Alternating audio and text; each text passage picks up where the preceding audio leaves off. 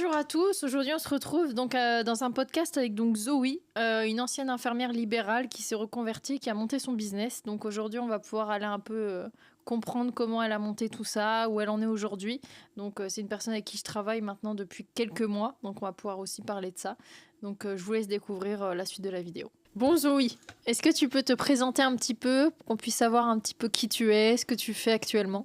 Ok, avec grand plaisir. Donc moi c'est Zoé, j'ai 35 ans, je suis belge, je suis une ancienne infirmière qui s'est reconvertie dans les technologies esthétiques il y a 3 ans maintenant. Et depuis 1 an, j'ai créé un programme d'accompagnement pour les infirmières qui veulent elles aussi se reconvertir dans ce domaine.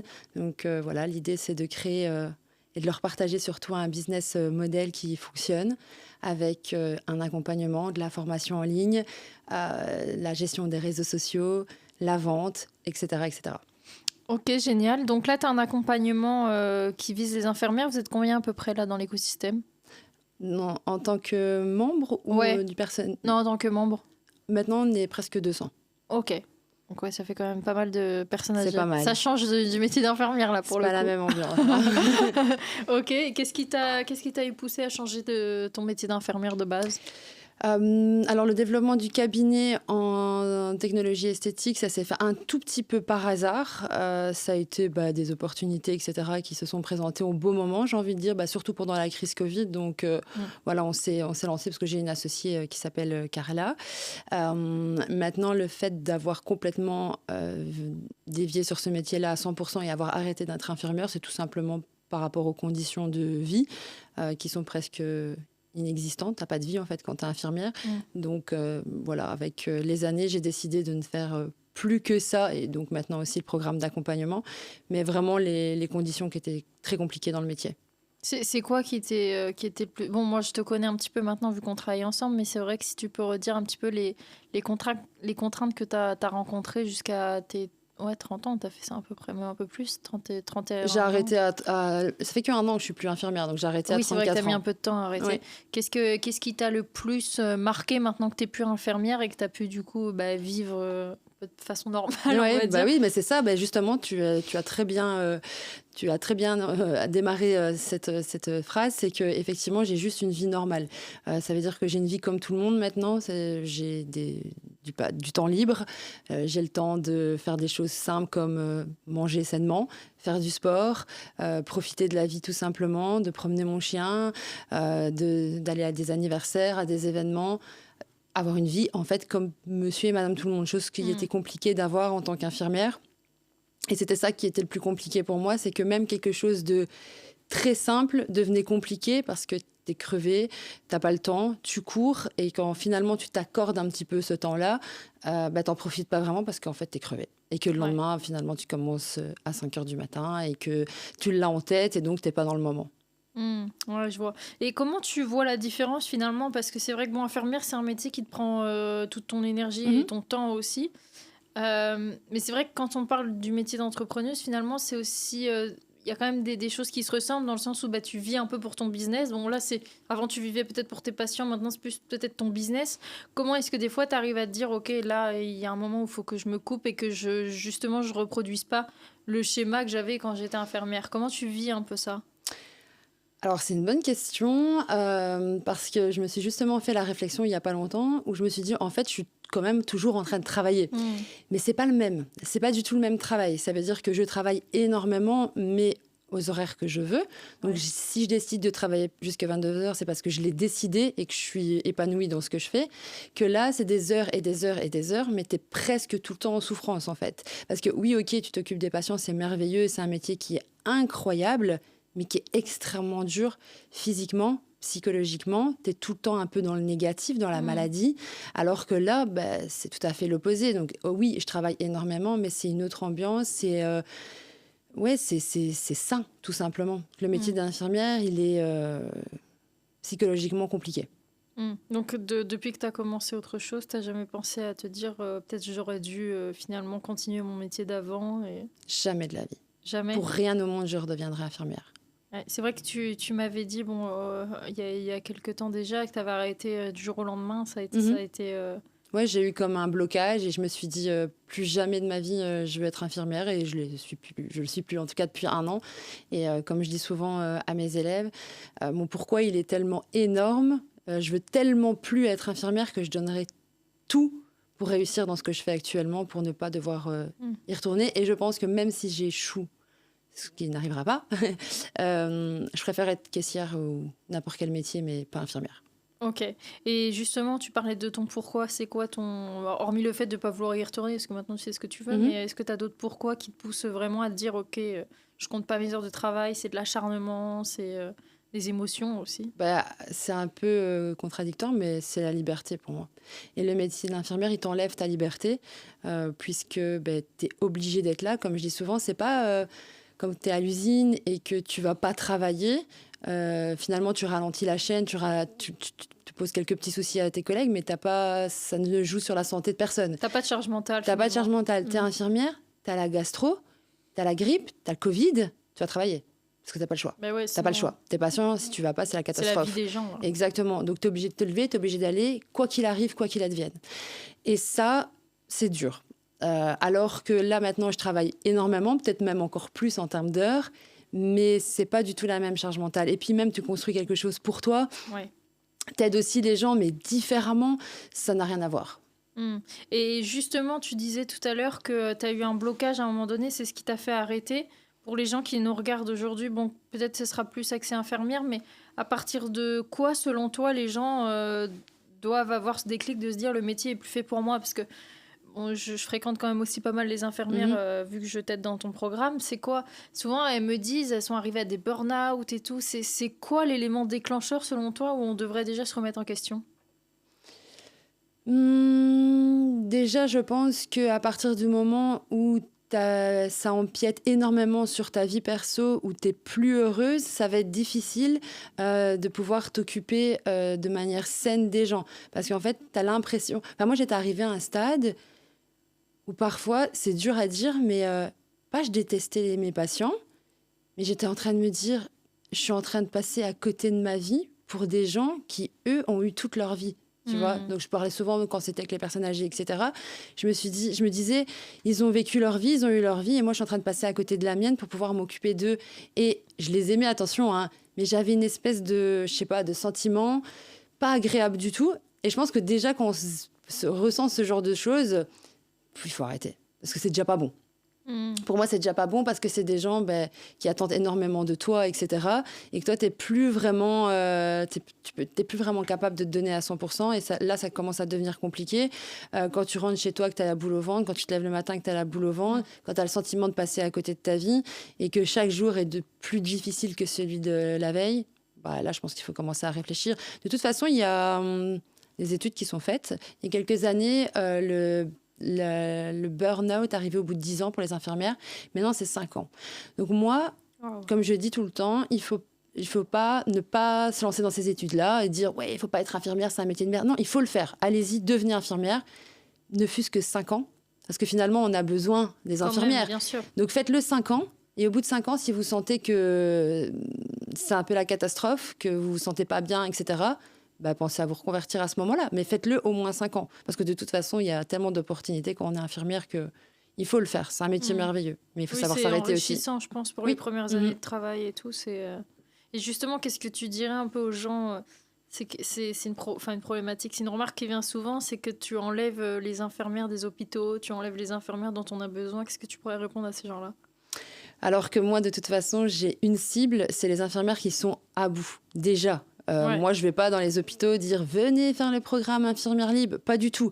Dans toutes mes vidéos, je m'adresse toujours à celles qui sont soit en burn-out, soit qui arrivent, ou soit qui veulent changer ou qui sont en train de changer.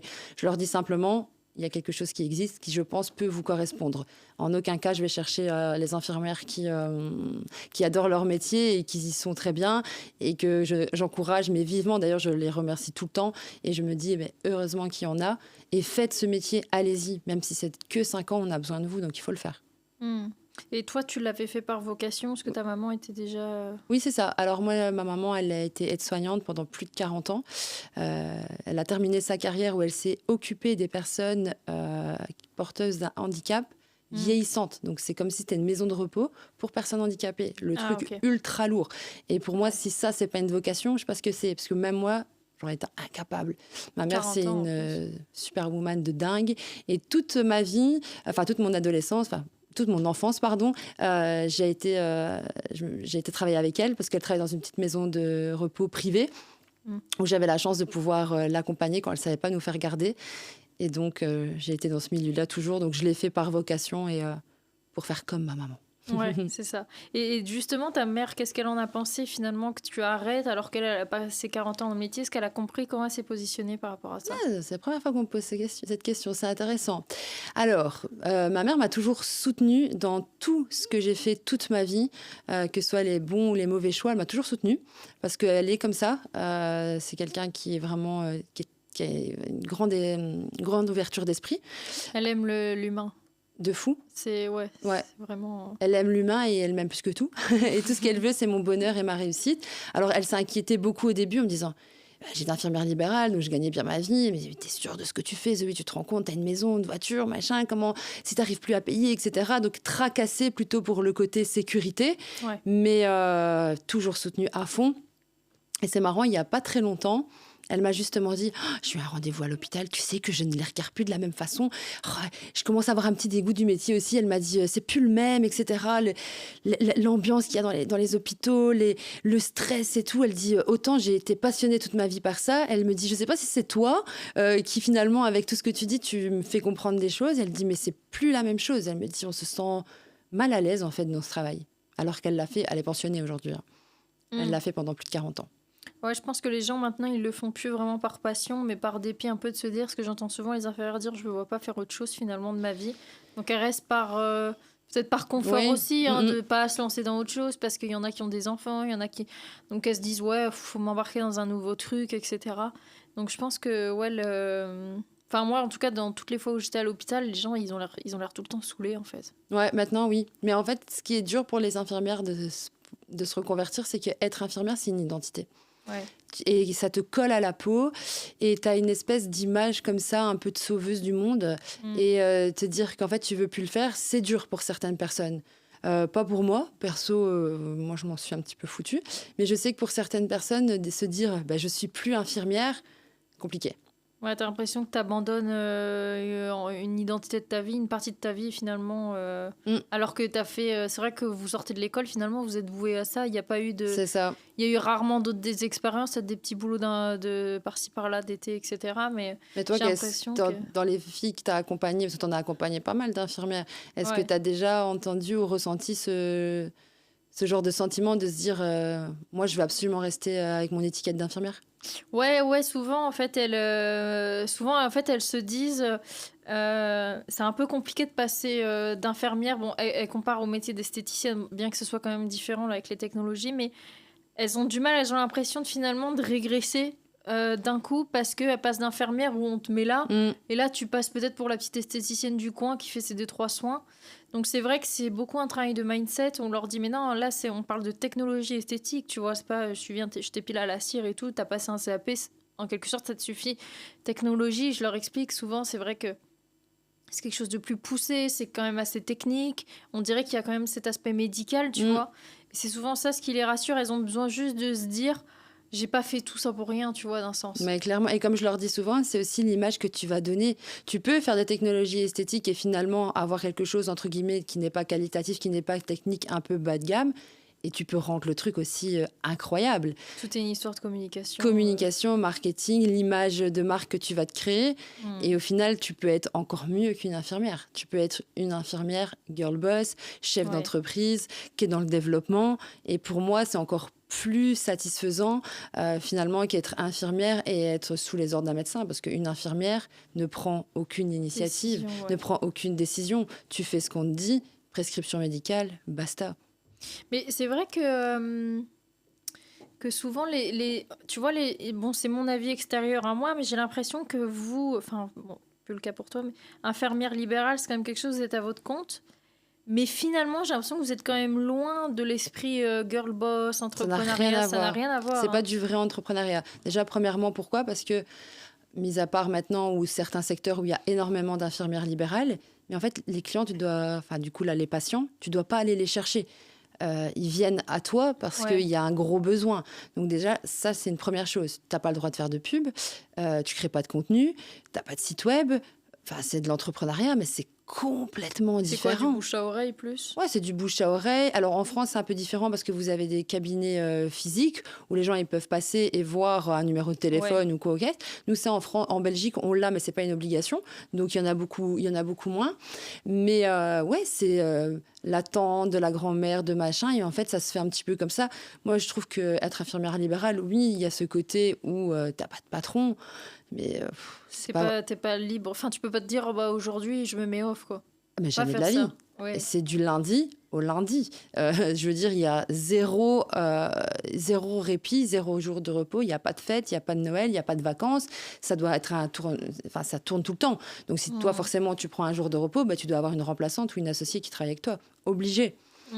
Ouais, finalement, c'est ce qui vous différencie d'une infirmière en hôpital, c'est peut-être le salaire qui est un peu plus conséquent. Oui, et encore, il est plus conséquent parce que tu travailles plus. Si tu fais un 38 heures semaine comme une infirmière à l'hôpital, je pense que tu gagnes la même chose, voire moins. C'est juste que tu peux travailler plus. Les impôts. Exactement. Tu peux gagner plus parce que tu travailles plus, simplement. Ouais, donc en fait, c'est du salarié déguisé, quoi. On te dit t'es indépendante, mais finalement... Ouais, pas vraiment. Ouais. Moi, je trouve que c'est du faux entrepreneuriat, la libérale. C'est pas vraiment de l'entrepreneuriat. Rien à voir. C'est ce que je pensais, justement. Je voulais ton avis là-dessus. Parce que quand on regarde l'extérieur, on se dit, bah, en fait, la fille, elle peut pas dire demain, je viens pas. Tu vois, le mec, il a besoin de sa piqûre, il a besoin de son médicament, de son pansement. Bah, je pense donc, que tu t'en rends compte. Tu accompagnes des dizaines et des dizaines d'infirmières libérales. Je pense que tu te rends compte à quel point elles ont aucune base en marketing, aucune base en communication. Mais comme toi, de base, c'était quelque chose qui te... Ouais, moi, ce qui m'a mis sur Instagram, etc., bah, c'est le cabinet, évidemment. Ouais. Je me suis dit, OK, bon, moi, comment je fonctionne quand j'achète quelque chose, quand je vais faire un soin, je me suis dit, bah, en fait, je vois une vidéo sur Insta, sur Facebook, je me dis, bah, tiens, ça me donne envie. Et je me suis dit, OK, il y a un truc à faire. Je pense qu'il faut que je mette mon focus sur Instagram. Et je me suis lancée sur Instagram et direct, il y a eu les résultats. Donc, ouais, ça a cartonné pour ces aides. Direct. Ouais. Et du coup, tu as pris plaisir après à faire tous les aspects que tu faisais pas dans le libéral Ouais, moi, tout le côté administratif, etc., dans l'entrepreneuriat, j'adore. Moi, j'adore faire des factures, j'adore faire les papiers, j'adore classer. Donc déjà, moi, c'est un côté de l'entrepreneuriat qui me dérange pas du tout. La création de contenu, au début, c'était dur. Le faire soi-même, je trouve que c'est contraignant, c'est pas qualitatif. Maintenant que j'ai la chance de pouvoir passer par des pros, que ce soit pour le montage, le tournage et aussi par toi pour la gestion des réseaux sociaux, c'est un monde de différence. Ah, il y a 2 mondes. Parce que moi, je l'ai fait pendant quelques années avant que tu sois là. Surtout avec ces aides. Une charge mentale, je vous le dis à ceux qui nous écoutent, ne critiquez plus jamais un influenceur de votre vie. Parce que je vous jure que c'est un taf de malade. De penser au contenu. Le tourner. Parce que poser ton trépied, mettre ton micro, ton machin, déjà, ça t'a pris une demi-heure, le bazar. Ouais. Ensuite, il faut tourner. Tu n'as pas l'habitude, tu te trompes tous les 10 secondes. Moi, je fourlâche tous les 20 secondes. Heureusement, j'ai décidé de rester moi-même sur les réseaux et ça a changé ma vie aussi parce qu'au début, je ne savais pas qu'il suffisait d'être soi-même. Donc, je disais « Bonjour, je m'appelle Zoé, je suis infirmière et j'ai créé un programme d'accompagnement. » Voilà, je ne comprenais pas l'authenticité, à quel point c'était important sur les réseaux. Donc, beaucoup de perte de temps, beaucoup de stress, beaucoup de pleurs. Sans mentir, j'ai beaucoup pleuré en créant du contenu tellement j'avais une charge de malade. Pensez à poster. Les légendes, les fautes d'orthographe, répondre aux commentaires, les stratégies, les machins. Mais franchement, c'est un boulot de malade. Donc, je te le dis, Sophia, tu as changé ma vie. J'ai la chance de t'avoir aujourd'hui et tu as des résultats qui sont exceptionnels. D'ailleurs, je pense que tu deviens un peu victime de ton succès parce que tout le monde te veut. Et pour la petite histoire, je pense que c'est intéressant de le raconter. C'est que moi, à la base, je voulais pas, machin, etc. Puis, on a fait un test et je pense qu'en 3 semaines, tu as explosé mon compte Instagram. Si je me trompe pas, j'ai plus les chiffres, c'est toi les chiffres. Je crois qu'on a fait à peu près 80K. On a fait 80 000 euros, je crois, en 3 semaines.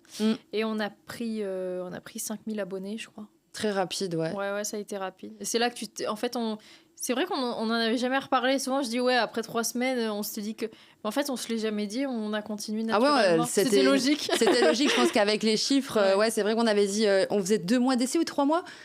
Bah, au début, oui, tu m'as dit 2 mois. On avait dit 2 mois. Oui, je t'ai dit, écoute, tu me laisses 3 semaines déjà, tu vois un peu comment tu sens les choses, etc.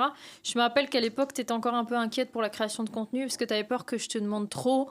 Et c'est souvent d'ailleurs des questions de clients qui me reviennent, c'est que j'ai peur que tu me demandes trop de faire de contenu et que finalement, j'ai l'impression d'être que dans le contenu et pas dans mon travail, tu vois.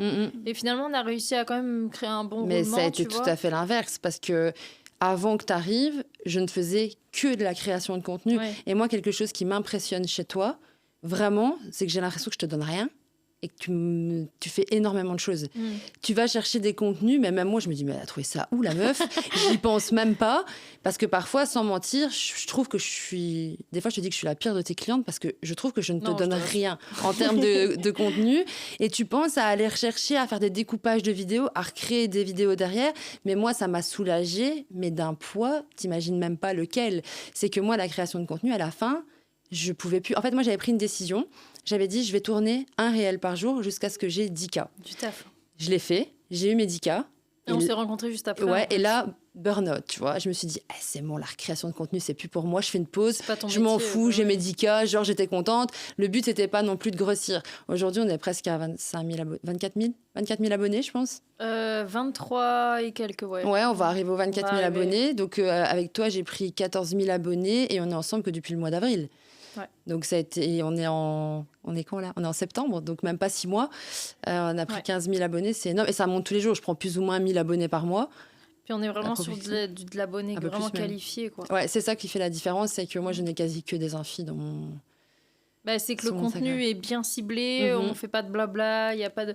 on va directement à la cible, on parle bien. Donc en fait, finalement, c'est toujours une histoire de communication, mais tu vois, où tu avais mis un setter sur ton compte et que ça s'était pas hyper bien passé, enfin, il n'y avait pas eu de résultat, tu vois.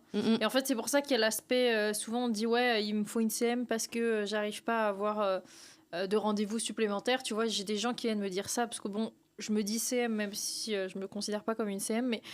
Et en fait, c'est ce que j'ai remarqué, c'est que tu gères que la partie setting ou que la partie CM, c'est pas possible en fait. Parce que c'est lié en fait. C'est comment je vais attirer les gens à moi et comment du coup je vais les convertir. Tu vois, après le closing, tu peux le déléguer à une autre personne parce que finalement c'est encore une autre partie. Mais tu vois, c'était compliqué. En fait, je me suis rendu compte que tout simplement, même avec toi, tu vois, je gère le contenu, je gère le Insta, tu me laisses tout gérer. J'ai le droit de faire les stories que je veux, etc. Et en gérant les messages, ça aide de ouf. Mais ce que les gens ne se rendent pas compte, c'est que pour moi, et je faisais partie de ces gens-là, pour moi, une CM, c'est quelqu'un qui publie de manière régulière pour maintenir le compte actif. Ouais, mais en fait, bêtement, voilà, toi, tu as compris une chose, c'est qu'en fait, derrière, il y a une stratégie. Les premières questions que tu m'as posées, c'est quoi le but? Avoir plus de clients, avoir plus d'abonnés, plus de visibilité. Et en fonction de ce que le client recherche, tu vas trouver une stratégie. Et c'est ça qui est impressionnant. Et moi, je travaille avec des personnes qui sont assez exigeants et qui m'ont dit après 1 mois que tu étais avec nous ou 2 mois qu'ils avaient rarement vu quelqu'un d'aussi compétent dans son travail. Et honnêtement, moi, tu m'impressionnes de jour en jour parce que je trouve que tu as une maîtrise d'Instagram, mais de la stratégie qui est impressionnante. Et vraiment, ta plus grosse qualité pour moi, c'est même pas ça. Et ça, j'ai rarement rencontré des gens comme toi, c'est que tu t'occupes des business des autres comme si c'était le tien. Ouais. Et ça fait quelqu'un de toi d'exceptionnel parce qu'il n'y en a pas beaucoup. Au contraire, les gens, ils s'en foutent un peu quand c'est pas leur business, c'est bâclé. Ça peut être investi, mais sans plus. Mais toi, t'es plus investi que moi. T'es plus investi que moi. Non, mais c'est la réalité. Non, quand même pas. C'est juste qu'on fait des tâches bien différentes. Mais pour moi, je trouve ça important parce que moi, ce qui est vraiment important dans mon truc, c'est pas combien je facture finalement à la fin du mois. C'est plutôt combien elle a rentré, tu vois, à la fin du mois, tu vois. Moi, quand tu m'as dit que le premier mois, on avait rentré autant, quand j'ai regardé mon tableau, je dis waouh. Je pense ils ont dit ça après que tu aies fait ces chiffres-là. Ouais. C'est vrai que faire 80 000 € en 3 semaines, ça reste... c'était incroyable. C'était incroyable. Et de toute façon, tu continues sur ta lancée. On a même des chiffres. Mais moi, j'ai une petite question. Dis-moi. Parce que moi, quand je parle de toi, je te décris comme ma CM. Et tu as dit tout à l'heure que tu n'étais pas une CM. Ouais. Tu te considères pas en tout cas comme CM. Donc comment tu te décris finalement? C'est quoi exactement ce que tu J'arrive pas fais? à trouver le nom de métier, tu vois, parce que je sais finalement pas si ça existe, je me suis jamais renseignée, mais pour moi, en fait, c'est que de la stratégie, comme tu l'as dit. Parce que tu vois, souvent les CM, elles disent qu'elles ont des stratégies, tu vois. Moi, j'ai l'habitude je connais des CM, je leur dis, c'est quoi ta stratégie? Bah, ça va être, on va publier 3 fois par semaine, tu vois. Ouais. C'est une stratégie, genre c'est pas une stratégie pour moi une stratégie c'est ok et ça je pense que je l'ai acquis du coup grâce à mon expérience dans la vente avec la psychologie humaine que j'ai appris etc. C'est comment tu vas parler à ton client, c'est ça la stratégie en fait, c'est par quel biais de communication tu vas passer. Tu vois, on parle d'Insta, ça aurait pu être on se met finalement, toi ta cible ça va être que YouTube, ça va être que LinkedIn, tu vois, il y a des cibles un peu différentes et ça va être comment on communique finalement. C'est pas il y a pas de stratégie de ouais je publie 2-3 fois par semaine, ça on s'en fout. C'est une stratégie de communication, c'est la manière dont tu vas t'adresser à ta cible. Exactement. Et ça, pour moi, c'est le plus compliqué. Il y en a très peu qui savent le faire, tu vois. Parce que j'ai déjà travaillé avec d'autres business. Et pourtant, tu sais, c'était des gros écosystèmes, etc. Mais ils savent pas communiquer, tu vois. Et en fait, je trouve que c'est ça qui change le plus. Donc, je ne sais pas me trouver un nom. Parce que finalement, je fais aussi quand même un peu de CM. Parce que je publie, etc. J'entretiens, je fais gagner des abonnés. C'est le but aussi d'une CM. Mais c'est plus stratégie d'acquisition client, finalement, je dirais. Oui, bah, de toute façon, quand je fais l'onboarding de mes élèves et que je décris un petit peu les coachs, c'est comme ça que je te décris. Je dis, voilà, c'est une community manager, mais qui va t'apprendre à avoir une stratégie d'acquisition de clients en restant authentique sur les réseaux. Parce que ça aussi, c'est ta force. C'est que tu nous apprends à rester nous-mêmes. Et moi, ça, pour moi, c'est une pépite, tu vois, de pouvoir juste venir faire ce que j'ai à faire. Tu me dis, voilà, ce serait bien que tu fasses tel et tel contenu. Je le fais et en fait, je dois plus réfléchir. Je suis juste moi. Ouais, je te dis juste, fais un truc qui parle de ça, on a beaucoup la question et tu réponds, et je t'ai jamais repris sur une vidéo. Jamais. Jamais je t'ai dit, ouais, t'as dit un mot que j'aime pas, parce que, en fait, ça fait partie de toi, tu vois. Et comme moi, je t'ai jamais repris sur un contenu non plus, je crois. Oui, c'est vrai. Je me souviens pas t'avoir dit ça, j'aime pas, ou ça, c'est trop ci, ça, c'est trop ça. Parce que je garde l'authenticité, c'est ce que je disais, je suis pas monteuse vidéo, tu vois, je peux pas te sortir un montage exceptionnel. Par contre, ça va être un montage quand même propre parce qu'on est quand même sur quelque chose de propre, mais ça va être dans l'authenticité de la personne, ça va être clair, on va le comprendre, ça va pas être un truc trop long. Donc c'est là en fait où se joue le truc et souvent d'ailleurs dans les infirmières, elles ont un gros problème d'identité et je pense que c'est lié à ce que tu dis, c'est que elles passent d'un métier à carrément autre chose, qu'on dirait que c'est une nouvelle vie, tu vois, c'est une deuxième vie. Et souvent en fait, elles me disent "Ah, mais j'ai vu elle a fait ça et tout, pas forcément parlant de toi, tu vois, mais elle fouille un peu sur les réseaux." Je leur dis, ouais, mais on s'en fout, tu vois. Genre, ouais, elle a fait ça, mais c'est pas dit que ça va marcher pour toi, tu vois. Complètement. Et tu vois, je peux donner l'exemple de Marie, si elle nous regarde. Marie, qui est à Menton, là, que j'ai pu accompagner. Au début, je l'avais au téléphone et tout. Je lui dis, écoute, ton Insta, enfin... Moi, je te vois en call, c'est pas ça, c'est pas toi. Elle est tellement pétillante, cette fille, elle est incroyable. Mais je l'adore, je la prends toujours en exemple. Je l'adore. Et en fait, maintenant, elle fait du contenu parce qu'elle est un peu folle. Elle est incroyable. Elle va faire de l'humour tout le temps. Je dis, mais fais de l'humour. Il n'y a rien de meilleur. Mais elle adore. Elle m'envoie son contenu, mais elle en fait des dizaines et des dizaines. Elle kiffe. Elle est trop forte. Elle kiffe. Ouais. Et tu vois, elle a dit, tu m'as réappris à aimer ça. Et souvent, les filles, c'est une peur. Elles me disent, j'en ai marre de tourner du contenu et tout. Je leur dis, mais... Ça doit devenir amusant. Ouais, ça doit devenir amusant. Et si ça le devient pas, ça m'est déjà arrivé de le dire, si jamais en travaillant ensemble ça le devient pas, on arrête. Ok ? Parce que si tu t'éclates pas, ça sert à rien. Oui, il y a toujours des tâches que t'aimes moins dans ton travail. Évident, ouais. Mais quand tu vois, toi, la charge mentale que t'as maintenant, ou que quand même l'écosystème il a pris beaucoup. Si tu t'éclates même pas à créer ton contenu, laisse tomber, tu vois. C'est pas ça ta charge mentale, ça va peut-être être le SAV, les petits problèmes, une fille qui a eu un problème, tu vois, ça va plutôt être ça. Ouais, je me souviens d'une chose aussi quand on s'est rencontrés et qu'on a échangé un petit peu avant de se lancer à deux. Il y a une phrase que tu m'avais dit et je m'en suis souvenue, c'est que tu m'avais dit le seul truc qu'on peut me reprocher dans mon job, c'est que parfois je prends des initiatives sans forcément demander. Ouais. Mais alors moi, je trouve que c'est pas du tout un problème.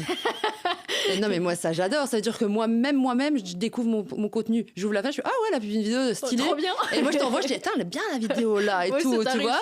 Et c'est trop marrant, alors que c'est moi sur la vidéo, c'est moi qui l'ai tournée. Ouais. Et je me dis, ah, elle est bien, etc. Parce que je me souvenais plus que je l'avais tournée, mais t'as ton petit plan d'action, etc. Et tout, ouais, mais moi, alors, peut-être que tout le monde ne fonctionne pas comme ça. Attention, il y a des personnes qui vont apprécier, d'autres pas.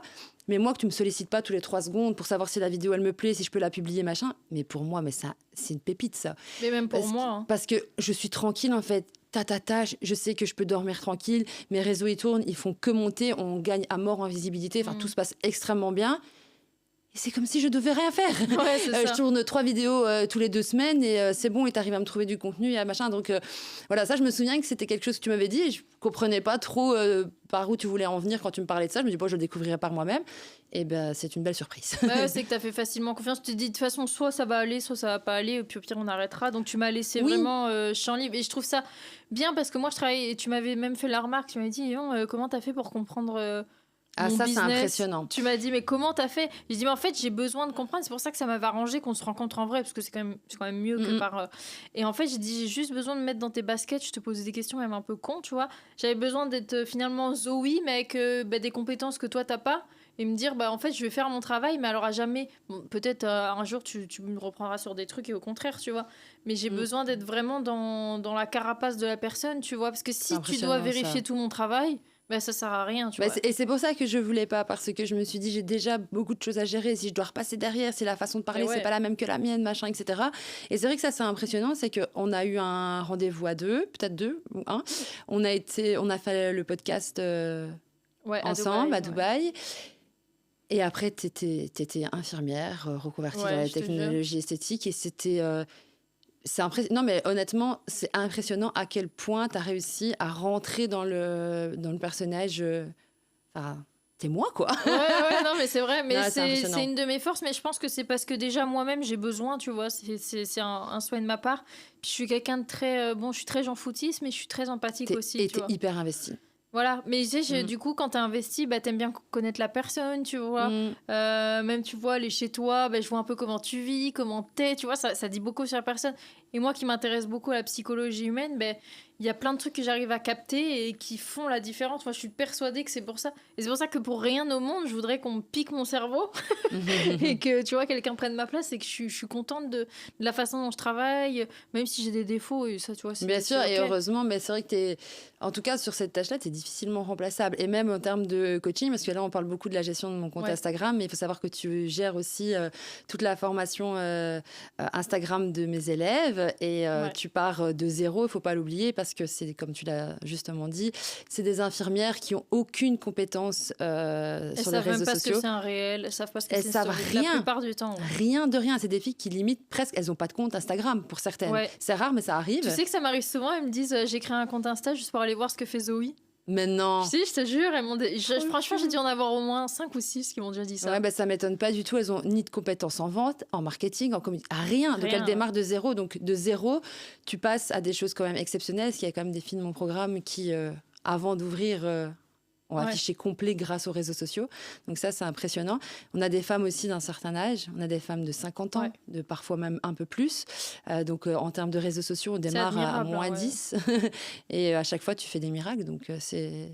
après, c'est qu'elles sont, tu vois, j'ai déjà pu comparer avec d'autres compétences, tu vois, elles sont quand même hyper investies, tu vois. En fait, elles savent qu'elles laissent tomber gros, parce que pour la plupart, c'est lourd de laisser tomber le métier d'infirmière, que, en fait, elles sont même dans la demande de ouf, tu vois, alors que je me suis déjà vue travailler avec d'autres compétences, les gens, déjà, pourtant, ils ont galéré à payer l'accompagnement, tu vois, mais ils ouvrent même pas l'accompagnement, tu vois. Et genre là, elles sont investies à mort, tu vois, donc c'est vrai que ça aide et ça fait plaisir, tu vois. Tu dis au moins je dis un truc, c'est quand même pris en compte. Bon, des fois, il y a des trucs qui sont un peu plus compliqués à comprendre. Bon, c'est normal aussi, tu vois. Elles partent de... Mais franchement, elles appliquent, elles te font confiance. Elles sont aussi vachement dans... elles remercient, tu vois. Donc ça fait plaisir aussi, tu vois. Tu sais qu'il ne faut pas qu'on... En fait, je pense qu'on ne se rend pas compte à quel point on change leur vie. Ouais, là, on va... C'est pas comme si on faisait du contenu pour des restos ou quoi, et que chaque métier est important. Attention, c'est pas ça. C'est que là, c'est une reconversion, c'est le but de leur vie. C'est une reconversion de vie, en fait. De vie, complètement. C'est même pas une reconversion de métier, Et elles feront tout pour réussir. Et c'est ça qui fait la différence. De plus, les infirmières, c'est des personnes qui sont très humaines, qui sont aussi très appliquées de manière générale dans leur travail. Très et donc, toutes ces compétences-là réunies, ça fait des pépites comme on en a, parce qu'on a vraiment des pépites. Hier, j'en ai rentré une, on n'est pas prête. Ouais, tu m'as dit. Ça va être quelque chose, j'ai hâte que tu l'aies en coaching, parce que je pense que tu vas adorer, parce qu'elle va se donner, c'est même pas à 200%, mais ça va être incroyable. Ouais, mais tu vois, ça fait plaisir, c'est que tu te dis au moins, genre je prends...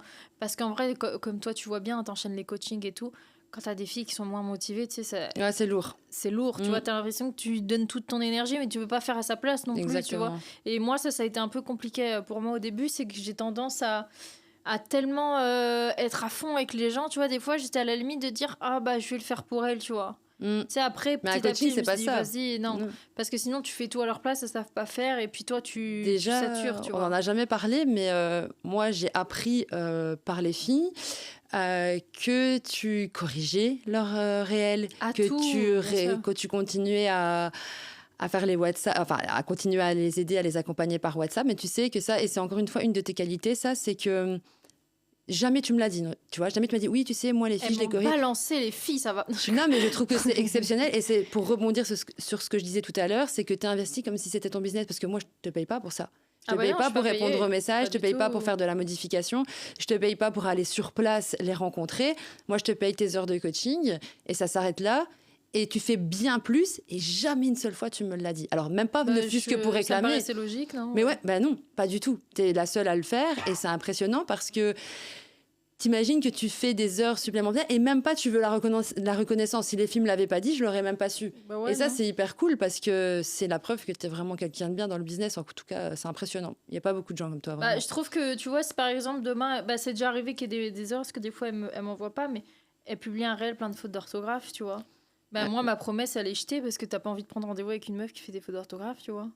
Tu vois, mais c'est des trucs tout bêtes. c'est elle qui fait Ouais, l'erreur, pas mais toi. c'est moi qui l'accompagne, tu vois. Je me sentirais coupable qu'elle me dise, ouais, mon Insta, il marche pas, et que j'aille dessus, je vois des trucs de ouf. Ah, mais Je dirais, l'orthographe, ouais. ça reste quand même de sa responsabilité, à mon sens. Mais c'est Oui. super, attention, mais je trouve que c'est. Non, mais c'est vrai que des Elles- fois, elles elles ont peuvent une faire chance un de peu fou. plus d'efforts sur les trucs basiques, genre l'orthographe et tout. C'est vrai que des fois, j'aurais aimé pas me reprendre là-dessus parce que c'est des trucs de base, tu vois, que ce soit l'esthétique ou. Mais après, le reste, je trouve ça normal de corriger, tu vois. Est-ce qu'elles ont pas mis la musique trop forte derrière? Oui, voilà, ça Est-ce c'est ton qu'elles ont job, là, je suis mis, d'accord. est-ce ouais. qu'elles ont mis des Mais- sous-titres parce que quand ça même. marche mieux, tu vois?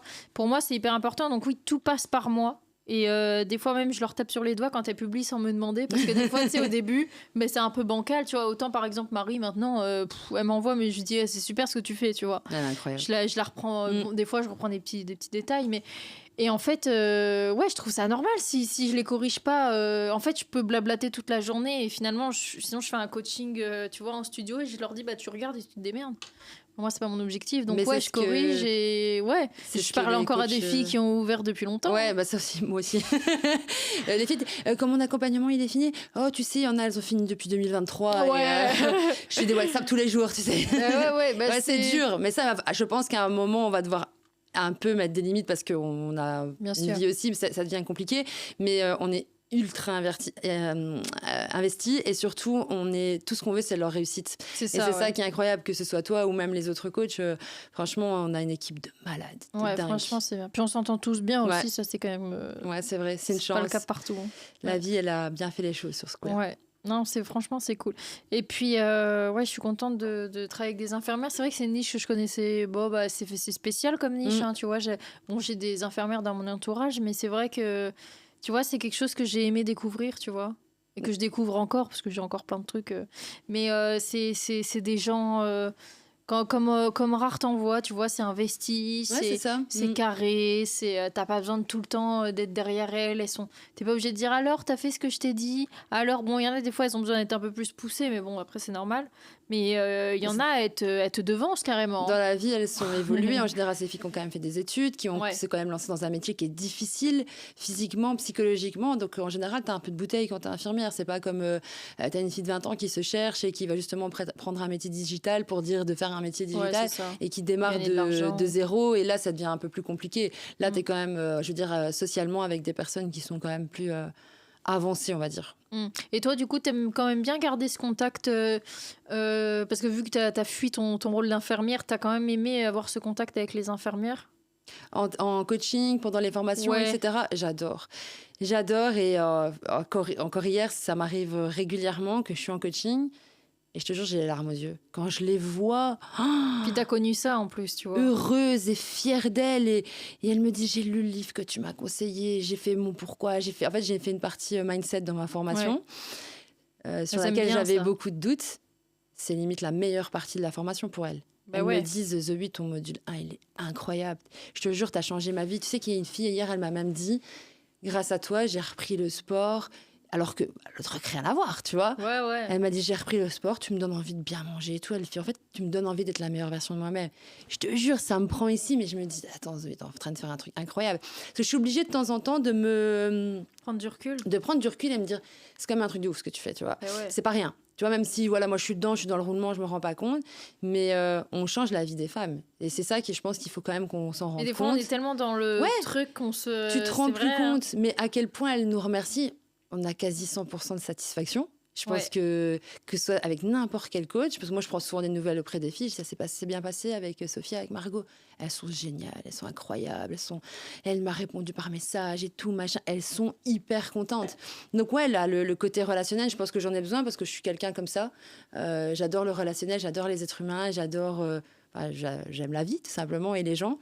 Et je suis contente de garder ce relationnel-là. Et je voudrais pas être derrière mon bureau à faire que de la paperasse, pas du tout. Non mais t'aurais pu aimer vouloir justement t'éloigner vraiment de tout ce côté infirmier. Finalement, tu t'es dit, ok, non, je vais les aider, tu vois. Parce qu'il y en a qui... Et c'est pas une question d'égoïsme, je pense que c'est une question de personnalité. Mais des fois, t'as vécu un truc... Et t'as pas envie de remettre le nez dedans, même si c'est quand même différent. Ça reste des infirmières, c'est-à-dire que moi je le vois, elles le font avec moi, donc elles doivent le faire avec toi. Des fois, partager un peu son quotidien. Ah ouais, hier j'ai dû passer ma journée sur un remplacement et tout, je suis fatiguée. Tu vois, t'aurais pu dire je veux pas, mais en fait ça fait partie du jeu et tu l'acceptes quand même. Tu vois, ça, et je peux que les comprendre. Et justement, je les remotive en leur disant qu'un jour ce sera terminé et que justement c'est ça qui doit lui donner cette putain de niaque et d'aller tout défoncer. Je leur dis, moi, je veux tellement plus être infirmière que je dois créer du contenu tous les jours pour le cabinet. Si je dois aller frapper à la porte des gens pour leur dire, venez dans mon cabinet, je le ferai. Et c'est cette niaque-là que tu dois garder. Maintenant, il y a des parties du métier que je peux plus du tout. Par exemple, je me suis rendu compte que je peux plus répondre au téléphone. Je réponds à plus personne. Mon téléphone, j'ai tellement répondu à des médecins, à des patients. Mon téléphone, il sonnait, j'avais la boule au ventre. À chaque fois, tu te disais, qu'est-ce que ça va être, quoi. Ouais, tu sais que je réponds à plus personne. C'est terminé. Mon téléphone, il sonne, je réponds pas. Si tu veux me parler, tu me laisses un message vocal et en fonction de ce que ça va être, je vais rappeler. Ça, c'est un truc, par contre, où j'ai vrillé un peu dans mon cerveau. C'est que je veux plus rien savoir. Je suis même à deux doigts... C'est intrusif, le téléphone, en plus. Tu vois. De couper les appels et de plus les recevoir. Tu m'envoies un SMS, tu me fais un vocal, tu fais tout ce que tu veux. Mais à coup de téléphone, je peux plus. Et ça, je sais que c'est à cause de la pression que j'ai eue pendant 10 ans, parce que j'ai eu ma propre tournée pendant 10 ans. Les patients qui me sonnaient à 5 heures du matin, un jour de congé. C'était toujours une mauvaise nouvelle. Et j'ai eu une angoisse du coup de téléphone. Donc ça, c'est un des trucs, on va dire, un des traumatismes qui est resté de mon ancien métier. Mais pour le reste, non. Et t'as des filles du programme, je crois déjà avoir la réponse, mais je t'ai jamais demandé, t'as déjà eu des filles du programme qui sont quand même retournées infirmières et qui ont tout arrêté? Alors non, maintenant je pense qu'on n'est pas encore assez avancé pour ça. Je pense que peut-être mais ça fait que1 an. Tu vois, le programme, c'est quand même 3 mois. Il faut te lancer. Toutes les filles qui se sont lancées, elles cartonnent. Presque toutes. Même celles qui cartonnent pas, elles sont dans leurs chiffres, elles sont rentables. Donc finalement, il n'y a encore rien qui a poussé quelqu'un à retourner. Pour l'instant, il n'y a pas d'échec. Je touche du bois. Ou de la peau de singe, vas-y. Franchement, j'espère. D'ailleurs, quand j'inscris une fille, c'est marrant, c'est que je lui dis, voilà, l'objectif du programme, c'est d'être rentable le premier mois. Attention à mes statistiques, je dis. Il faut cartonner. Je dis parce que moi, je veux pas... là, moi, c'est rentable à chaque lancement, donc je veux que ça se maintienne. Donc voilà, pour l'instant, non. J'espère que ça n'arrivera jamais. Alors, il y aura des échecs, attention. Je dis pas que mon programme va apporter 100% de réussite. Pourquoi? Parce que ça dépend pas que de moi et de mon programme. Sûr, ça dépend de la personnalité, de l'investissement, de la cible, du marché. Déjà, on est d'accord. Et ça, il y en aura toujours, tu peux pas y échapper. Il y en aura toujours. Pourtant, on sélectionne bien, parce que moi, je regarde un peu les messages. Les filles, souvent, elles disent, mais pourquoi j'y arriverais finalement, tu vois? Pourquoi il doit y bien avoir un taux d'échec, tu vois? Souvent, elles sont comme ça. Mais c'est vrai qu'en vrai, on passe quand même par une belle qualification, tu vois. C'est-à-dire que la fille, si on sent qu'il y a un doute, moi j'ai déjà vu les closeuses, elles ont déjà refusé des gens, quoi. Ouais, bien sûr. Et ça, j'ai trouvé ça bien parce que je me suis dit finalement, c'est négatif de refuser des gens, mais c'est hyper positif parce que ça prouve qu'on n'accepte pas tout le monde. J'ai déjà remboursé aussi quelqu'un parce que je pouvais rien faire pour elle. Ouais, donc elle a été inscrite, elle est venue, elle m'expose son projet. La fille a des années-lumière de ce que je représente et de ce que le business peut représenter. Ça m'est arrivé une seule fois. Je pense que c'était pas encore avec moi. Et là, je me suis dit, non, pas possible. Je lui ai dit, écoute, je suis désolée, mais je pense que je vais pas réussir à t'accompagner et je veux pas te prendre l'argent et pas possible. J'ai remboursé. Et elle m'a remercié. Et effectivement, c'était pas le bon moment pour elle. Elle avait pas le bon mindset, le bon projet. Et je lui dis, écoute, c'est pas vers moi que tu dois aller, je trouve. Parce que c'était complètement déconnecté de ce que je pouvais lui proposer, donc c'était pas possible. Ouais, mais c'est bien, c'est ce qui fait. On parlait d'authenticité tout à l'heure, tu vois. Je trouve que ça fait partie du jeu aussi de se dire, bah écoute, je peux pas t'aider. Et finalement, tu vois, j'ai l'impression que des fois, t'as l'impression que tu te dis, ouais, mais des fois, si je sélectionne trop, bah il y a un moment donné où tu te dis, je perds de l'argent parce que tu commences quand même à avoir des charges et tout, tu vois. C'est quand même. Mais en fait, finalement, tu finis toujours par le regagner ailleurs parce que même la fille, même sans parler d'argent, mais elle revient vers toi un an après, elle te dit, écoute, merci de m'avoir refusé parce que maintenant, j'ai fait ça, et ça cartonne, tu vois, t'as envie de lui dire, mais waouh, tu vois, et tu te dis, putain, heureusement, j'ai dit non, quoi. De ouf. Parce que sinon, elle n'en serait pas là, quoi. Ouais, bah oui, et puis même, moi aussi, l'objectif, c'est qu'elle réussisse. Si pour moi, pas qu'elle n'est pas capable, mais que ça correspond pas au produit, au business model, ça va pas être bon pour moi non plus, de toute façon. Donc, je pense que c'est bien pour toutes les deux. Bon, je vais aller sur un sujet drôle. Je sais déjà ton avis là-dessus, mais qu'est-ce que tu penses des filles, on en a beaucoup en plus, qui sont freinées par l'entourage, le mari. Le mari, mon Dieu. Le mari. C'est pour ça que t'en as pas. Hein. Le mari, c'est dégoûté.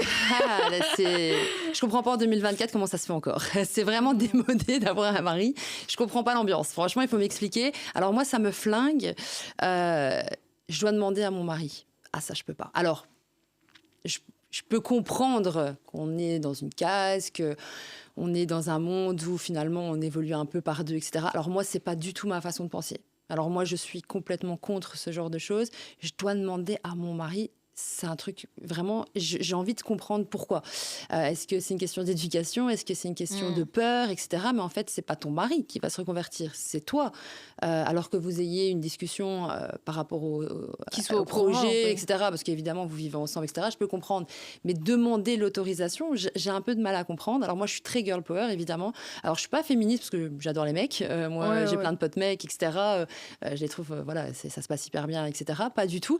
Mais par contre, ouais, je trouve que passer à côté de la carrière de sa vie parce que le mari n'y croit pas, j'ai un peu du mal. Le mari, il connaît rien. Le mari, c'est pas, je vais lui mettre les chiffres devant ses yeux, on va voir s'il va pas dire oui. Ouais, tu vois. Et c'est ça qui, je trouve, est dommage. Il y a beaucoup de femmes qui passent à côté de leur vie à cause des maris. Et les femmes, elles devraient comprendre que si elles veulent se développer personnellement, il n'y a rien que mieux que développer son propre business, surtout dans le prendre soin. Puis quand tu regardes, à un moment donné, même toi, je pense que ça a dû t'arriver, quand t'as tout plaqué et que t'as dit stop, on a dû te dire t'es folle, tu vois. Ah oui, bien sûr, il y a des personnes qui m'ont dit mais tu te rends compte, t'es infirmière, tu gagnes bien ta vie, t'as ta tournée, tu l'as montée depuis 10 ans, etc. Ouais, mais non. Et maintenant, ils te disent t'as fait comment? Tu sais m'expliquer comment je peux faire la même chose que toi? Non, mais c'est vrai. Il faut oser simplement. En fait, il faut savoir un truc, c'est que les gens, quand vous voulez commencer quelque chose qui n'est pas encore totalement connu et tout, on t'aurait dit une infirmière qui veut se reconvertir en prof, tu vois, on va rien lui dire. On va lui dire bon, ok, ça te plaît plus. Mais dès que c'est quelque chose de nouveau, quelque chose d'un peu risqué, parce qu'on est quand même sur le domaine de l'entrepreneuriat, les gens, ils vous freinent. Mais en fait, finalement, le jour où vous allez y arriver, déjà, ça se trouve, ce sera vos premiers clients. Déjà. Et en plus, quand ça va marcher, on va dire waouh, non, mais t'as trop bien fait, t'as été courageuse et tout. Donc en fait, faut jamais écouter les autres. Dans tous les cas, ils sont pas dans vos baskets. Ils savent pas que le matin, vous allez dans la voiture, vous avez la boule au ventre, que vous en avez marre, que vous êtes fatigué, que le matin. Moi, je sais, ça m'est déjà arrivé dans le salariat. Je m'étais dit, j'étais tellement KO, je me disais, mais. Putain, je peux pas me casser une jambe pour pas y aller. Non, je te jure. C'est trop marrant que tu dis ça parce que je me souviens quand j'étais en stage et que je devais aller à l'hôpital. C'est ouf, mais je rêvais d'avoir un accident de voiture pour pas y aller. Ouais, ça m'est déjà arrivé. Et je me suis dit, mais quelqu'un me rentre dedans, là, que je passe la journée. Et après, quand tu reprends tes esprits, tu te dis, mais. C'est ouf d'en arriver à ça. Mais de toute façon, il y a personne qui peut comprendre ça si tu l'as pas vécu. Ouais, c'est ça. Bon, et toi, t'en penses quoi des maris?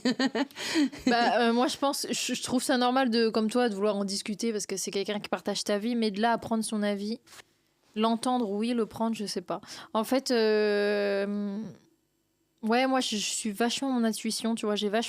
Pendant beaucoup d'années, je l'ai pas suivi parce que des fois, tu sais, les gens, ils te freinent un peu. Et je me disais, ouais, c'est peut-être moi. Tu sais, t'as l'impression que t'as une deuxième voix dans ta tête qui te dirige vers les problèmes, tu vois, alors qu'en fait, pas du tout. Et maintenant, j'écoute pas du tout les gens. Tu peux me donner ton avis et je vais pas t'envoyer chier, tu vois. Mais je vais pas forcément le prendre en compte parce que dans tous les cas, et c'est comme, tu vois, je vais prendre un exemple, c'est que, par exemple, t'as déjà dû avoir des potes qui ont des relations toxiques, tu vois. Et genre, ça fait 5 ans que ça dure. Ça fait 5 ans que tu le ramasses à la petite cuillère. Mais en fait, tu peux pas lui en vouloir parce que dans tous les cas, tant qu'il a pas eu le déclic ou le truc de trop, tu peux rien faire pour lui. Rien. Et là, c'est pareil, c'est que, en fait, tu peux essayer de me dégoûter, mais tant que je vais pas avoir essayé, il y a une part de moi qui va me dire, ouais, t'aurais peut-être pu. Donc, en fait, laisse-moi faire. Et si je me plante, je serais hyper contente de m'être plantée. Ça se trouve, je vais me dire, ça va me rediriger vers autre chose. Regarde, moi, j'ai débuté, je faisais du closing. Maintenant, je fais pas du closing, tu vois. Donc, en fait, c'est juste laisser les gens faire. Et au pire, s'ils se plantent, soyez là. Parce que si vous êtes des vrais proches, soyez là. Mais ça sert à rien de, tu vois, toujours casser les gens. Parce que toi, t'aurais peur, donc les gens, ils ont pas le droit de le faire. Mais heureusement qu'il y a des gens qui osent faire ce qu'on n'ose pas. On n'aurait peut-être pas de médecin, parce que moi, j'aurais pas fait médecin, tu vois. Je me dis, heureusement, il y a des gens qui fassent des études, parce que moi, j'en fais pas, tu vois.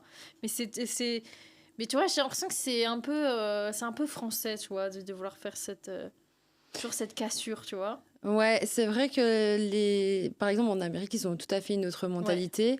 Mais ici, ouais, dès que tu prends des risques, des machins, ça choque ça choque un petit peu les gens. Et encore pire quand t'es une femme. Enfin, je sais pas, toi, là où t'es, s'il y a beaucoup de femmes comme toi. Mais moi ici, souvent, c'est que des mecs. J'ai très peu de femmes qui sont à fond dans l'entrepreneuriat comme je peux l'être. Il y en a quelques-unes, attention, bien sûr. Hein. Ah, mais tu les comptes. Souvent, on te dit, tu connais elle. Bah ouais, du coup, parce que c'est une des seules qui. Et pourtant, je trouve que tu vois, dans le milieu d'hommes entrepreneurs, ils ont vachement besoin de ce côté féminin, tu vois. C'est que souvent, un mec qui a un business qui tourne bien, il y a toujours une petite idée féminine derrière, un avis. Tu vois, c'est toujours, je trouve qu'en plus, on se complète vachement bien. Et c'est dommage qu'il n'y ait pas plus de femmes entrepreneuses. Bon, du coup, merci d'en créer. Avec grand plaisir, moi, c'est ma vie. Hein. Il y a quelques hommes qui sont rentrés dans ton programme, je crois. 2 Comme élève, il y en a 2, mais il y en a un, c'est un couple. Ouais, donc c'est ça. avec sa copine, ils le font à 2. Il y en a plusieurs des couples. Hein. Non, il n'y en a eu qu'un. Non, il y a Susanna et son mari aussi. Ah ouais, mais à la base, le mari, il n'est pas dans le programme. T'as vu, il a tellement kiffé le programme. Il se développe, grave. Donc c'est vrai qu'il y a eux, mais lui, sinon, je ne l'ai jamais rencontré. Ils sont belges. Ouais, des Belges. Et sinon, là, je viens de rentrer un mec, quarantaine d'années, qui a toujours voulu faire de l'esthétique. Il était infirmier ? Il est infirmier libéral. Le physique, je veux dire, c'est quelqu'un dans la rue, lambda, très masculin, etc. Tu n'aurais jamais pu imaginer qu'il serait intéressé par l'esthétique. Et ouais, c'est genre, je ne vais pas dire son dream, mais presque, quoi. Et il kiffe son truc, là. Ah, mais on vient de commencer, mais je n'ai qu'une hâte. J'étais trop contente. Il dit, ça fait peut-être bizarre que tu as un homme et tout. Je dis, mais je suis trop emballée, moi. Alors, moi, c'est genre le challenge. Tu vois. En plus, c'est vrai, il y a peut-être 1 an d'ici, quand je voyais que les mecs, ils venaient de plus en plus au cabinet, je me suis dit, je développerais bien un cabinet que avec des hommes, que pour les hommes, etc. Ça n'existe pas et tout. J'y avais un peu pensé. Bon, après, il y a le programme qui est arrivé et je me suis concentrée là-dessus. Mais j'avais ce projet-là en tête parce que les hommes prennent de plus en plus soin d'eux et je pense qu'il y a un business de ouf. Ouais, et puis ils sont quand même moins... nous, les femmes, on est un peu plus dans le questionnement, etc. Ils sont un peu plus fonceurs, je trouve. Enfin, ça dépend des femmes, tu vois, mais ils posent moins de questions. Ils sont moins dans l'émotion. Les femmes, elles sont beaucoup dans l'émotion. Et les mecs, ils sont plus... c'est carré, quoi. Ils vont étudier le projet, c'est rentable, c'est viable. Je le fais. Tu vois, ils sont plus comme ça. Que la femme, elle est plus dans l'émotion. Ouais. C'est plus dur à gérer, des fois, les émotions des femmes. Ouais, bien sûr. Après, mais ça permet d'équilibrer aussi. Il y a des femmes qui sont aussi... moi, je me trouve aussi très masculine parfois. Dans des... Ouais, tu vois. Mais quand t'es entrepreneur, je pense que t'es obligé aussi de prendre... Mais autant un homme est obligé de prendre en part féminité. Tu vois, les prises de décision, en général, on est meilleur, tu vois. Exact. On prend des meilleures décisions. Je trouve que c'est un équilibre à avoir. Mais du coup, quand je vois les couples se lancer, je me dis que du coup, l'équilibre va être plus facile, tu vois. J'espère pour eux que ça va pas être ce qu'est de l'entrepreneuriat dans le couple. Ça peut être bien, mais ça peut être compliqué aussi. Hein. Après, en général, ils font des secteurs différents. Tu vois, ils font pas les deux, les machines, etc. Donc, ça peut être... Mais en tout cas, j'ai hâte de voir un peu, parce que pour l'instant, on n'a pas de couples qui ont ouvert, je crois. Ouais, donc, non. Voir ce que ça donne, etc. Mais je trouve que c'est un bon business model aussi en couple. Tu vois. Ça peut être bien. Bella Fille dont je te parle, la petite pépite qui est rentrée hier, très fusionnelle avec son mari qui aimerait bien développer quelque chose aussi. Et elle me disait, oui, nous, on a un couple d'amis qui ont développé un business familial, etc. Et on rêve de ça, ça nous fait rêver et tout. Mais ce genre de profil, ça va marcher de fou. Parce qu'ils voient grand, très grand. C'est ça. Et quand tu as une grande vision, tu fais des grandes choses. Mais en général, les gens voient tous grand, mais ils se limitent à se dire non, je suis en train d'imaginer un truc de ouf, mais en vrai, il n'y a pas de truc de ouf. Et c'était une conversation que j'avais, je sais plus qui la dernière fois. Je disais, ils comprenaient pas, je disais, mais moi, en fait, j'ai pas de rêve. J'ai aucun rêve. Dans ma tête, c'est que des objectifs. Et en fait, il n'y a rien qui me Waouh! Tu sais, genre, Mm. c'est impossible. Genre, il y a rien qui. Et des fois, on me dit, ouais, t'es un peu. Genre, tu vois, la première fois que je suis arrivée à Dubaï, j'étais pas là, waouh, c'est trop beau, c'est incroyable. Genre, ouais, bah, ça fait 5 ans que je veux venir. Tu vois, je suis préparée déjà. Ok. Et c'est, tu vois, dans mes objectifs, je suis toujours comme ça, c'est que j'ai pas de rêve. Il y en a, leur rêve, c'est d'aller aux Maldives, tu vois. Bon, non, moi, je sais que je vais y aller dans les prochaines années, tu vois, parce que je me suis fixée, je me donne les moyens derrière. Mais professionnellement, tu as des objectifs. Mais Tu as professionnels, une vision. ouais, mais j'ai pas de rêve. Pour moi, les rêves, c'est un peu ce que tu N'atteins pas. penses. Ouais, mais tu n'atteins pas, tu vois, c'est les illusions que tu te fais quand t'es petit. Or, quand je serais petite, j'aurais Mhm. 10 enfants, tu vois. Bon, après, tu changes d'avis, mais tu vois ce que je veux dire. Et en fait, depuis que vraiment j'ai compris que je pensais comme ça, parce qu'au début, je me disais, mais t'es un peu bizarre. Genre, je vois les gens, ils s'émerveillent pour des trucs et tout. En fait, c'est que moi, je me suis tellement préparée. Parce que je savais que j'allais y arriver, tu vois. Mhm. Comme il y a quelques mois en arrière où j'y galérais. Je me disais, mais comment t'es sûre que tu vas réussir, tu vois? Je dis parce que je le sais. Ah, c'est marrant, ouais. J'ai toujours été sûre, tu vois. Alors ça peut peut-être porter des fois Alors moi, j'ai défaut. jamais été sûre de réussir. Par contre, je me suis toujours dit, je suis pas à ma place. C'est pas assez gros, tu vois. Ouais. Il faut que je fasse autre chose. Il T'étais faut pas que dans je ton fasse élément. vraiment genre, il faut presque je change le monde. Ça, j'ai toujours su que j'avais un potentiel à faire quelque chose d'extraordinaire, mais je ne savais pas comment. Et je ne savais pas si j'allais réussir à le faire. En fait, je me posais pas trop de questions. Je me suis lancée dans l'entrepreneuriat il y a des années, j'ai fait plusieurs business. J'ai toujours réussi, mais j'ai jamais rien fait d'exceptionnel. Tu vois, j'ai toujours été un peu bien, mais pas foufou. Ouais. Tu vois, Mais t'es un peu plus dans la création. Toi, tu crées après. j'adore la création, j'adore le process, mais là, tu vois, avec Infirmière Libre, on a trouvé une stabilité. Je trouve qu'on est bien, ça roule, c'est cool. Bah, je commence déjà à me faire chier. Ouais, t'as besoin de J'ai déjà envie de faire challenge. un nouveau business, un nouveau business. Ouais, Ouais. mais alors est-ce que t'as des rêves? Des rêves perso ou dans Ou l'entrepreneuriat? les deux? Alors, moi, mon objectif de vie, Ouais. donc je sais pas si c'est un rêve, mais en tout cas, mon objectif de vie, pourquoi je me suis lancée dans l'entrepreneuriat, pourquoi je fais ça, euh, et c'est un peu en lien avec mon ancienne carrière d'infirmière, c'est que moi, je ne rêve que d'une chose, c'est de la liberté. Alors la liberté, elle a plusieurs sens pour en fonction des gens. Ouais, ouais, bien Moi, la sûr. liberté, c'est pas être sur une plage et ne rien faire, pas du tout. Moi, la liberté, c'est me lever sans stress psychologique, de me dire bah, j'ai autant d'argent que je veux, je dépense mon argent comme je le veux, je suis entourée que de personnes qui Que t'as psychologiquement choisi, ouais. ne me font pas chier, trouver un équilibre vraiment avec des gens que j'aime et avec qui je me sens bien. La liberté temporelle, ça veut dire que si j'ai envie d'aller au sport 3 fois par semaine, je vais au sport 3 fois par semaine. Si j'ai envie d'aller au théâtre, au ciné, au resto tous les jours, pour moi, c'est ça la définition de la liberté. Tu fais ce que tu veux. Exactement. Donc moi, liberté, tranquillité d'esprit, pour moi, c'est le goal d'une vie.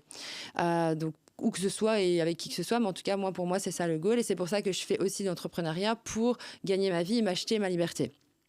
Maintenant, comme tu le disais, moi, j'ai besoin de créer quelque chose. Moi, je suis quelqu'un qui m'ennuie très vite et qui me lasse de tout.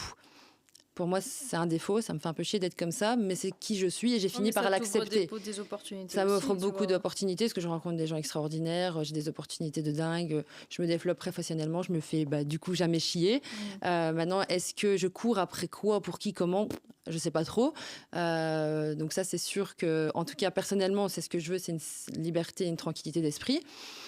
Et sinon, professionnellement, on en a un peu discuté. Moi, j'ai envie de faire quelque chose d'un peu plus gros, d'aider plus de femmes, d'aider des femmes à se développer personnellement grâce au business. Parce que pour moi, tu peux t'épanouir de fou grâce au business, de dingue. Si tu es une femme qui cherche à te développer, qui a envie d'être bien dans ta peau, bien dans tes baskets, de kiffer ta vie, d'être fière de toi, de te sentir puissante, confiante, etc., rien de tel que l'entrepreneuriat, devenir une vraie Ouais. girl boss. Je Carrément. trouve qu'en fait, tu es trop bien et tu t'évolues de dingue. Et donc, voilà, j'aimerais bien aller un petit peu plus loin. Quand, comment, pourquoi, je sais pas, mais en tout cas, créer quelque chose. Ouais, mais tu vois, finalement, t'as pas de rêve, alors c'est des objectifs que t'as fixés. Ouais, c'est des objectifs. Ouais, non, sinon pareil C'est que un toi. goal, mais c'est. Ouais, Tu vois, c'est ça que je te dis, c'est que les gens qui ont des rêves, moi, ça me gonfle. Pourquoi t'as un rêve? Genre, dis-moi que c'est un tu objectif. vois, ouais, c'est quoi un rêve? C'est je vais aller à New York, je vais aller à Lille, je vais aller là. En fait, si Mais j'ai tu envie vas d'y à New aller, York, j'y tu vas le vais. mois prochain. Ouais, ouais, Tu en vois fait, la preuve? j'ai fait en sorte que mes rêves deviennent une réalité, c'est-à-dire que je fais ce que je veux en fait. Et aujourd'hui, j'ai plus zéro barrière. J'ai envie d'un truc, Ouais. je Est-ce l'ai. que tu penses qu'il y a des trucs dans la vie que tu souhaites, toi, perso, qui sont inatteignables? Non, rien.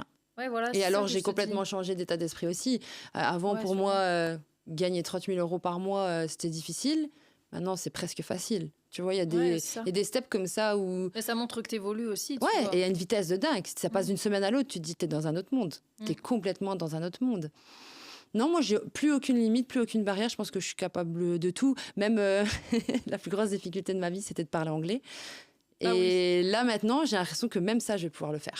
Ouais, je me rappelle, on en parlait. Tu me disais, moi, l'anglais. Et c'est vrai que je me rappelle à Dubaï, tu leur parlais français. Oui, non, je veux ça, s'il vous plaît. Ah ouais, non, merde, en fait, ils ne parlent pas français ici. Je prends des cours, je prends des cours à fond, je suis hyper motivée et je pense que je vais parler anglais. Tu vois, ouais, non, et c'est fini de me dire que je suis plus capable. Non, je suis capable de tout. Là, je me rends compte qu'il y a zéro limite, zéro barrière dans cette vie. Tu fais qui veut, devient qui il veut. Mais ouais, et c'est qu'une histoire de... Et finalement, tu vois, moi, c'est comme ça que j'avais, après avoir confiance en moi, c'est que tout ce que tu as l'impression que t'es pas capable, fais-le. Ouais. Et en fait, tu peux... Après, ça devient presque facile, J'ai l'impression que tu peux pas échouer réellement, en fait. Non, parce que tu apprends toujours quelque chose. Ouais, et ça se trouve, ça se trouve, ton rêve, c'est d'être pompier, tu vois. Et t'as toujours dit que t'en étais pas capable, et finalement, t'es devenu pompier. Puis en fait, ça se trouve, ça t'a fait chier, tu vois. Mais finalement, t'as bifurqué sur une voie que t'aurais pas pensé si t'étais pas passé par là. Donc en fait, pour ça que je dis, moi, les rêves, les pas confiance en soi, etc., en vrai, ça peut être que du bullshit, tu vois, si tu te... Des excuses. Ouais, si t'arrêtes de rêver, tu vois, et que tu te dis, ok, moi, demain, j'aimerais faire ça, bah fais-le, vas-y. Tu vois, tu commences par quoi? Ok, fais ton plan. Première étape, qu'est-ce que tu peux faire? Deuxième étape, qu'est-ce que tu peux faire? Tous les jours, challenge-toi un peu. T'as peur de passer devant une foule, bah va passer dans une foule. T'as peur de... En fait, ça va pas te tuer. Mais il y a rien qui tue, on s'en fout. Et c'est comme... En fait, naturellement, le cerveau humain a une tendance à imaginer le pire. Ouais, c'est vrai. Mais le pire qui n'existe pas et qui n'arrivera jamais. Le pire qui peut arriver, c'est de mourir, quoi. Ouais, mais donc il y a plein de choses que tu peux faire avant de mourir. Avant de mourir. Mais non, mais c'est une réalité. Oui, et en fait, naturellement, l'être humain, il a ce sentiment que ça va pas aller, ça va pas le faire, parce que l'éducation, tout ça, nous a amené à penser un petit peu négativement. Mais en général, tout va très bien. Comme là, moi, je suis hyper stressée de devoir parler devant une centaine de personnes. Et en fait, pour Paris. Mais oui, et quand j'y pense, je me dis. C'est quoi? C'est juste toi devant 100 personnes. En fait, on s'en fout. Tu dis ce que tu as à dire. Les gens sont conçus comme toi. Mais ouais, et même si tu te trompes, tu fourrages et tout, mais en fait, personne va s'en souvenir parce qu'en fait, tout le monde s'en fout. Ouais, grave. Et en fait, quand tu comprends ça, tout est un peu plus facile. Bon, je suis quand même un peu stressée, mais en soi, je suis plus du tout la même qu'avant non plus. Parce que tu as du recul sur toi-même, en fait. Maintenant, quand tu analyses une situation, tu as peur d'un truc, ok, bon.